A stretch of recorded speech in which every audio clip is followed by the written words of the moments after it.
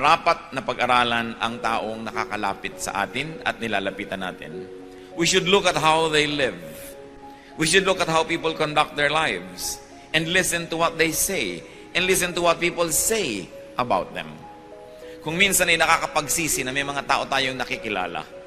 Nagsisi na ba kayo na may tao kayong pinapasok sa inyong buhay na dapat sana'y tahimik ang inyong buhay kung hindi lang kayo nasangkot sa taong ito?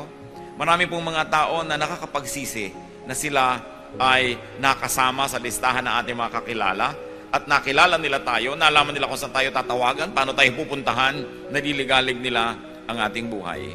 Pag-aralan ang mga tao. Huwag tayong padadala sa kanilang mga kuminsan ay magagandang mga salita at kuminsan ay tama naman ang mga argumento sapagkat hindi lahat ng tamang argumento ay dadalhin tayo sa tamang direksyon ng buhay.